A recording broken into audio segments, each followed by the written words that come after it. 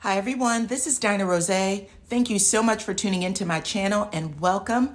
I got some tea for y'all on the ladies of Huntsville, how they are feeling following Saturday's explosive episode, and how I feel about it. But before we begin, I need you guys to please like this video right now so that others can find me. Also subscribe to my channel, share this video, hit your notification button. I am going to be dropping more content every single day, multiple times a day, and I don't want you guys to miss a thing. As always, I appreciate every single one of you for your support and helping me grow this channel. And you guys, be sure to read and like the pinned comment for this video. I always talk to y'all. I love it when y'all talk back. And let's get started.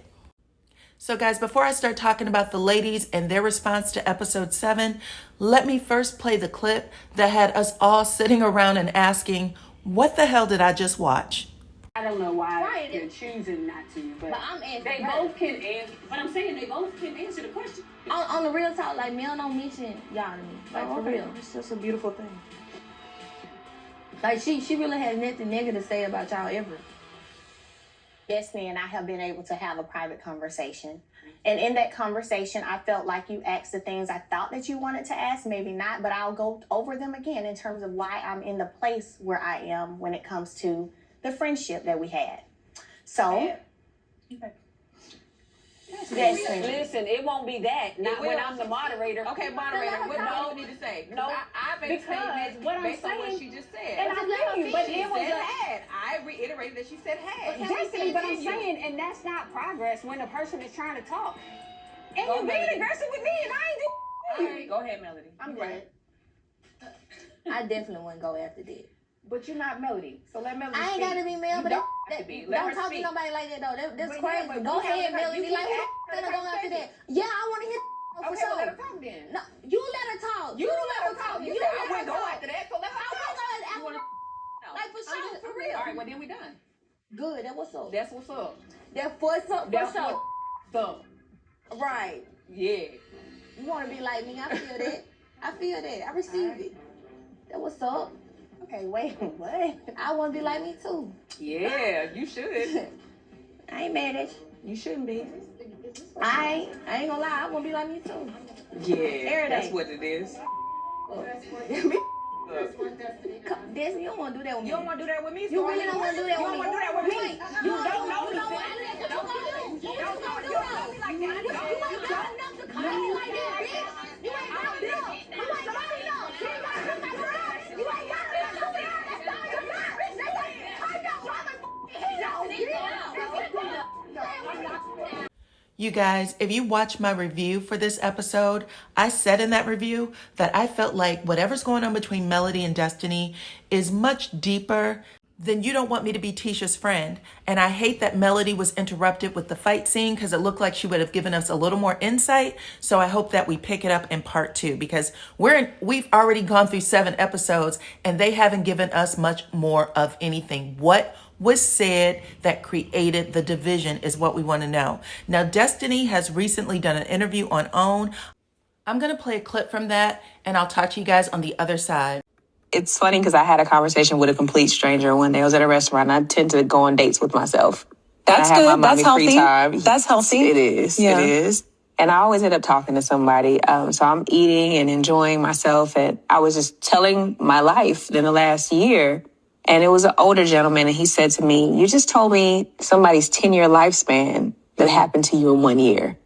And it just kind of hit me like, You're right. yeah, like you're right. That's a lot. Yeah. And then I became grateful that I didn't lose my mind and that I was able to continue to push through all those storms. So what happened, to go through, to get married, have the baby, and then get divorced so quickly? And what do we need to know? For me, the situation just got too far where I felt like I was the third person in my marriage. I tried to find a balance and a harmony in it and seeing what it could be. And this is why I say don't fall in love with potential, because it's very dangerous when you do that, because you'll stay there for what you see. And the other person may not ever want to be that or see that. And it just got really unhealthy really, really unhealthy and unsafe mentally. But it just gets to a point where you have to choose you for your own sanity, for your own peace. I just know I couldn't live like that. 3 weeks after giving birth to my son, I was hit with divorce papers. Oh my gosh. So I would literally, because I was so nervous about taking him places, but I wanted him to get vitamin D. I wanted him to get his sun. So I literally would pull out of my driveway, sit in my car, and just let the sun hit him. And I would meditate and pray. And someone knocked on my window, and I thought it was one of the HOA people. And it was someone that served me papers. Oh my gosh. And my ex-husband was upstairs in the house. And you were doing all this while still filming the show. Yes. And not really sharing any of that. Okay. Who knew as you were going through it? Melody, she knew everything. The only thing she didn't know was the day I signed my papers. Also, I didn't even tell my family. I didn't tell my dad. Gosh. I didn't tell... Oh my gosh. My grandmother didn't know. My grandmother found out when he posted on Facebook. So you guys, those clips were taken from an interview Destiny did on OWN called Own Your Health. And in that video, in the clips actually, I wanted to make sure I played that she said, I felt unsafe in my marriage, that I felt unsafe mentally and emotionally.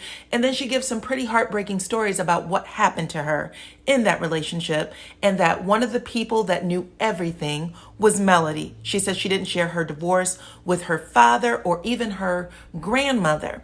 And what she wanted us to take away from this is that Melody, being the only person who knew, I guess it kind of broke her heart that Mel unfriended her. Now, this is the reason why I want to know more, or I think there's more to it, because in a video I did just a couple of weeks ago called The Real Reason Mel Unfriended Destiny, I said that Melody herself said she went through some things that made her feel unsafe with Martell, that made her children feel unsafe, or fear for the safety of her children. And she shared that with Destiny, I am sure. And Destiny still chose to be friends with Martell.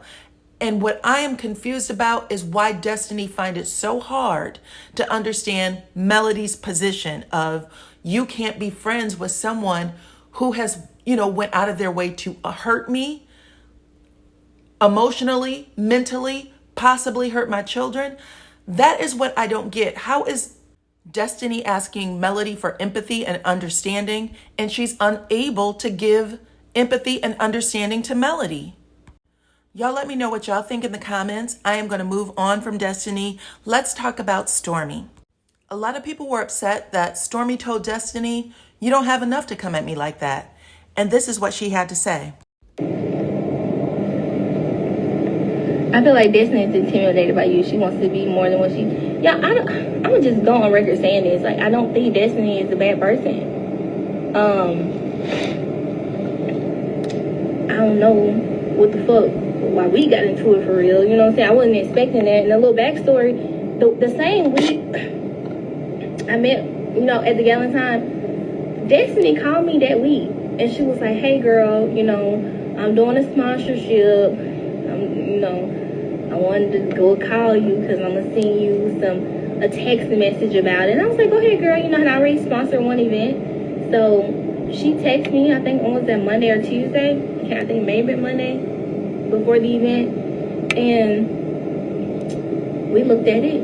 I don't even know if that event is still happening either. Because when I went to the event website, there's no date or anything. I don't remember being a date on the sponsorship. But anyway, I send stuff like that, especially when it's high-ticketed stuff. Whenever somebody come and approach us for sponsorships, we always try to do the highest option available. Because it just kind of, you get the most deliverables with that, and then just our company culture, that's what we like to be able to do. The highest package for the sponsorship that Destiny was wanting was like $15,000. So when I sent it over to my VP, she said, no, ma'am. She was like, we're not going to do this one. She said, I understand it's like a castmate from the show, but she said, it doesn't align. She said, the deliverables are a bit vague here, and we're not going to do this. And I said, okay, that's totally fine. Went back to her. I was like, so I talked to my VP, we're not going to do this at this time. And, of course, the whole time, her and Mel have their situation. And then I'm thinking, because I came with Mel, there may have been, some weird energy. I don't know. So it was tension around the board. Do she think, I didn't want to do sponsorship because of this? or etc. And even in my mind, when she mocked my voice, mocked my accent, in my mind, so you know where I was at, I'm like, she was just asking me for a sponsorship this week. How can somebody you want to sponsor something for you so easily start marking them? Like, if it was something that I said that she didn't want me to say, it could have been like, Stormy, I don't want to have this discussion with you, right? Like, communication, I would have been like, I feel that, I received that, I was asking you because, but it was never like that. It was just like, ask your friend. And then what y'all didn't see was bits and pieces in between. I was saying, I have already talking to her about it. Not talking. I've already spoken with her about it. And, she didn't, tell me all the details. I said she doesn't speak negatively about y'all. Like, I knew, she's told me about the situation, but Mel has never been like, no personal stuff about anybody. She's clear not to do that. Like, it's just more so like, this is what happened, this is how I'm feeling. It's not negative conversation like this bitch that, personal information. It's never been that. So I was making it clear, like, we don't go that deep, so that's why I wanted to ask you. So that was communicated, but it was so chopped and screwed, that narrative didn't come across. So even in my mind at that time, I'm like, you were just asking me for a fucking sponsorship and the highest tag was $15,000. Like, why are you mocking me? Like, am I, like, you can't just say, I don't, like, just more clarity, like, not just, I'm like, so it was like a lot going in my brain. I'm like, damn, she's mad. And then I know when she first came, I kind of hit this move. I was like, and then she said, like, the camera didn't get there. I don't even know if she saw me, so I just kind of didn't take it to heart. So I was like, oh, maybe she didn't see me. Next, move on. So it was like a lot of energy for the whole day. It was a setup, child. It probably was a setup. So guys, just in case you missed it, because the sound quality was a little off, she said that she does not have any problems with Destiny, that just that week when the Galantine's event was filmed, Destiny had asked her for a $15,000 sponsorship. She wasn't able to do it because whoever, oversees that said that the deliverables were off, so they didn't move forward with that. But she said when she got there, she had waved. Destiny had turned her head from her. So she was like, I wasn't sure if she saw me or what. But she said she still didn't take, offense to it. And then when she started mocking her voice, she was like, oh, or her accent, she was like, oh, is this personal? And even then she was kind of questioning, like, well, maybe she's feeling away because I arrived with Melody. But either way, she said that Melody did not talk bad about Destiny or any of the girls at the table. She's always said, form your own opinions. The same thing Destiny said. So let's find out what Tisha had to say about her part. About me, I already know what it is. But I don't fight. I try not to. I try to control myself, and I try to be like, I ain't gonna go there because once I'm there, I'm there. And I don't play for TV. You get the real me. Stop taking my phone! Some business owners ain't been to fight in 20 years. Fuck y'all talking about. All right? We like to think that we can fight, but we ain't putting knuckles on a motherfucker's face in 30 years. So that's not what we do. Touch us and we'll sue. Get some sewer and we some police calling motherfuckers. Martell don't know that side of me. Not many people know that side of me because I try to bury her. Okay, let's go get a nacho. So Tisha wants everyone to know that, if she has to, she will fight, even though no one knows that side of her, including Marsau. Marsau put the kibosh on that and said, we don't fight, we call the police. And we did see that he actually did that after the season 1 reunion, or sometime in there. He called the police on Martell for what he thought was a threat over the phone. So that actually makes more sense. But I thought it was a setup. Even Stormy, earlier in this clip, she said that it was possibly a setup. So, you never know. This is what KeKe had to say following that phone call that they made to her at the party. KeKe has been invited to everything that Melody has had. We are grown women. There's absolutely no need to lie about us being friends or being invited to any events. Truth be told, I felt extremely uncomfortable even going because I had already been in the middle of the drama between Tisha and Mel. But when do you say enough? When do you say we are not in high school and I'm tired of feeling like if I go to any of Mel's events, then I'm going to have to deal with Tisha being upset about it. I'm tired, not doing it anymore. To be honest, sometimes I would make up things to not go because I didn't want to be in the middle of the drama that was already going on anyway. It's crazy. We're not kids anymore. And I'm just supposed to keep being loyal to someone who wasn't loyal to me and proves it many times. Nah, enough is enough. So KeKe has spoken. She has been invited to every one of Melody's events. Just like Melody said, her reasons for not going to those events all the time has been that she didn't want to get in the middle of what was going on between Melody and Tisha. However, she said Tisha hasn't been loyal to her. Her relationship with Tisha has been estranged. Okay, even though they're cousins, they don't get along. She gets along with Melody, I guess, better. And she's not going to let Tisha interfere with her relationship or friendship with Melody moving forward. So good for her. And the last person is Melody. Here's what she had to say about the episode. Girl, I would be like Stormy. Okay, so let me go to the scene, what I remember from that night. Stormy, for sure, definitely wasn't here for any shenanigans as it pertained to anything going on with me, period. She was not. But that's her in real life, too. Like, she just ain't here for no shenanigans at all. So y'all saw her real self, her true self, which is what y'all want with reality TV, right? Authenticity. And that's what y'all got. When I walked in, I was very excited about going. And when I walked in, I remember being like, oh my gosh, hey, this is so beautiful. That's how I walked in. I don't know if y'all saw that or not. Again, I ain't seen it yet. I can only tell y'all what really happened in real life. So I walked in, hey, y'all, oh my gosh, oh, the decorations are beautiful. Oh my God, Kimmy, you look so good. That was how I walked in. Come on, host. That's how I was. Not sure if that showed or not, but that's what happened. And there were some games or icebreaker kind of games that Kimmy had us play. And with each of the games, I was very open. We had to write down like different answers. Like one of them was, what's a misconception that people have of you? I remember that. Another one was you had to say something nice about the person across from you.